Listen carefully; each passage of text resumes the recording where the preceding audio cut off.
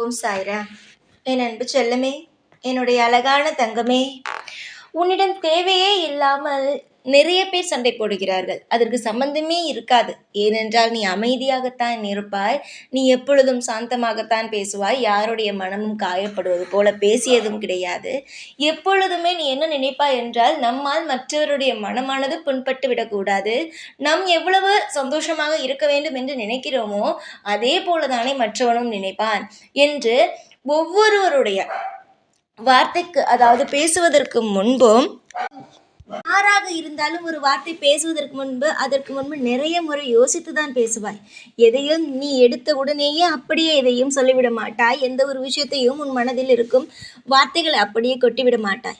ஆனால் சிலர் இங்கு என்ன தெரியுமா செய்வார்கள்? அவர் வாய்க்கு வந்தது போல, அதாவது ஒரு விஷயத்தை அவர்கள் யோசிக்கிறார்கள் என்றால் அது அப்படியே பேசுவார்கள். அது பேசும் பொழுது மற்றவருடைய மனமானது காயப்படும் என்பதை ஒரு துளி கூட யோசிக்க மாட்டார்கள். ஆனால் நீ அப்படி கிடையாது.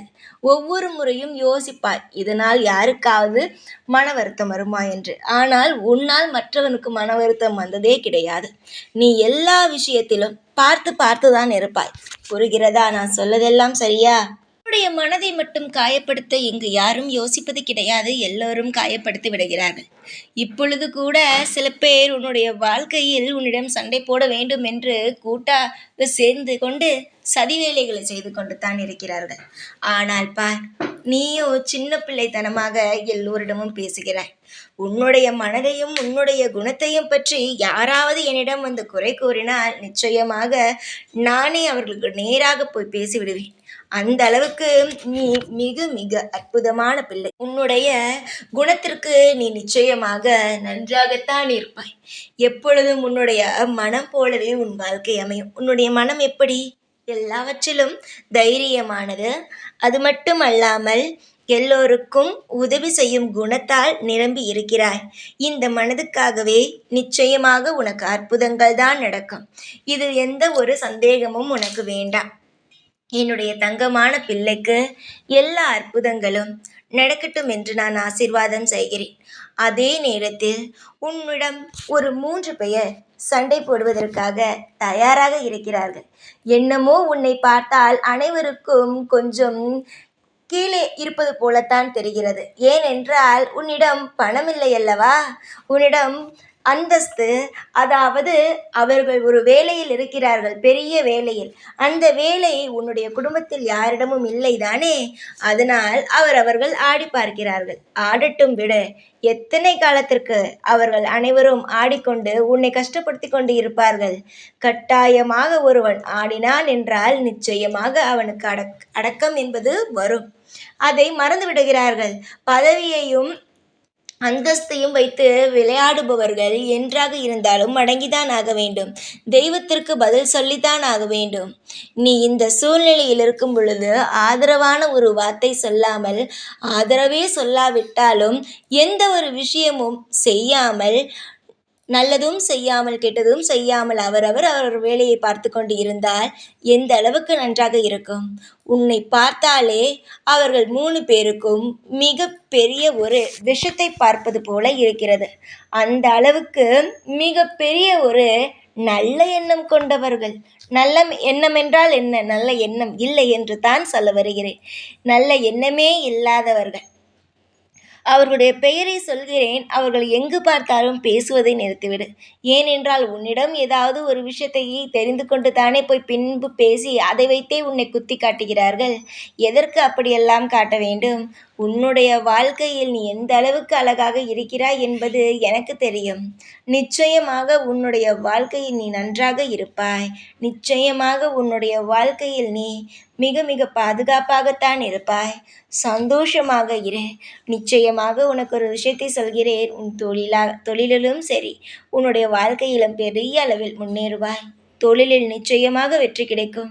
இப்பொழுது இருப்பதை வைத்தெல்லாம் தீர்மானிக்காதே. வாழ்க்கையில் உன் தொழிலாலேயே உனக்கு நிச்சயமாக பெரிய இடத்திற்கு சென்று பணத்தை சம்பாதித்து நகைகள் வாங்கி நிறைய இடத்திற்கு சென்று அழகழகான வாழ்க்கையை வாழ்வாய். பிடித்த வாழ்க்கை அமையும்.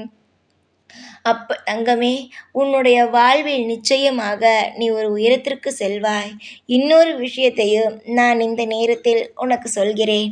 முக்கியமாக அவர்கள் பெயரை சொல்வதற்காகத்தான் வந்தேன். அவர்களிடம் நீ எந்த அளவுக்கு பேச்சை குறைத்துக் கொள்கிறாயோ அந்த அளவு உனக்கு நல்லது. மற்றபடி அவர்களிடம் நீ பேசிக்கொண்டே இருந்தால் அவர்கள் எங்கிருந்தாலும் உன்னை அசிங்கம்தான் படுத்துவார்கள், எங்கிருந்தாலும் உன்னை காயப்படுத்துவார்கள். அவர்களுடைய ஆட்டத்தை முடிக்கும் வரைக்கும் நீ சற்று ஒதுங்குகிறாய். அவர்களுடைய ஆட்டத்தை நான் முடிக்கிறேன். நிச்சயமாக அவர்கள் அடங்குவார்கள். நிச்சயமாக மனம் வருந்துவார்கள் என்று சொல்ல மாட்டேன். ஏனென்றால் இது மாதிரியான ஆட்கள் மனம் வருந்துவது கிடையாது. எவ்வளவுதான் கஷ்டத்தில் இருந்தாலும் அவர்கள் தலைகனமானது இருந்து கொண்டு தான் இருக்கும். நிச்சயமாக அவர்களுடைய வாழ்க்கை அப்படி ஆகிவிட்டதே என்று வருத்தம் படும் அளவுக்கு நான் அவர்களை ஆக்குகிறேன். ஆனால் அவர்கள் 3 சரியில்லை. எப்பொழுதும் யாரையாவது பற்றி, உன்னை என்று இல்லை, யாராவது பற்றி பேசிக்கொண்டு தான் இருக்கிறார்கள். அதனால் நான் சொல்லும் 3 சற்று அமைதியாக இரு. 3 முதல் நபரின் பெயர் துவக்க எழுத்து எஸ்ஸிலிருந்து ஆரம்பிக்கும். அடுத்தது ஒரு தெய்வத்தின் பெயரை கொண்டவள், பெண் தெய்வத்தின் பெயரை கொண்டவள்தான். 3வது ஒரு பூவின் பெயரை கொண்டவள். இவர்கள் 3 தான் உன்னிடம் வந்து எப்படியாவது சண்டை போட்டு உன்னுடைய வாழ்க்கையில் இருக்கும் கஷ்டத்தை இன்னும் அதிகமாக்கி விடணும் என்று நினைக்கிறார்கள். அவர்கள் 3க்குமே நல்ல எண்ணமே கிடையாது. அவர்களுக்கு எப்பொழுதுமே யாராவது ஒருவன் அழிய வேண்டும். அது மட்டுமல்லாமல் அவர்கள் தீங்கு வேறு செய்பவர்கள். அதாவது செய்வினை என்ற சில விஷயத்தை செய்பவர்கள்தான் அவர்கள். அதனால் அவர்கள் உன்னுடைய வாழ்க்கையில் ஏதாவது ஒரு இடத்தில் உன்னை வைத்து அசிங்கப்படுத்த வேண்டும் என்று நினைக்கிறார்கள். தயவு செய்து இவர்கள் எங்கு இருந்தாலும் நீ பேச வேண்டாம். அவர்கள் அழியும் நேரம் சீக்கிரமாக வந்துவிட்டது. அவருடைய ஆட்டம் முடியும் நேரம் வந்துவிட்டது. நிச்சயமாக அவர்கள் தலையை கீழே தொங்க போடும் நேரம் வந்துவிட்டது. அதுவரைக்கும் நீ சற்று அமைதியாக இருந்தால் நன்றாக இருக்கும் என்று நான் நினைக்கிறேன். தங்கமே, நான் நினைக்கிறேன் என்ன, அதுதான் உண்மை. தயவு செய்து புரிந்து கொள்.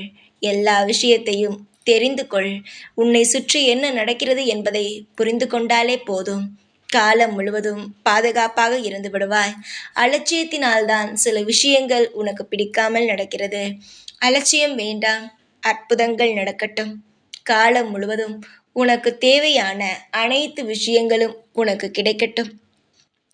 எப்பொழுதும் எல்லா நாளும் உன் கூடவே இருப்பேன். இந்த எதையும் கண்டு அஞ்ச வேண்டாம். எல்லாவற்றுக்கும் நான் இருக்கிறேன் உனக்கு பொறுப்பாக. கவலை இல்லாமல் நிம்மதியாக உன்னுடைய வேலைகள் அனைத்தையும் செய். உனக்கான எல்லா விஷயமும், உனக்கு தேவைப்படும் அனைத்தும் உன்னை தேடி வரும். சந்தோஷமாக இரு. எப்பொழுதும் உன் கூடவே இருப்பேன். இந்த சாய்நான். ஓம் சாய்ராம்.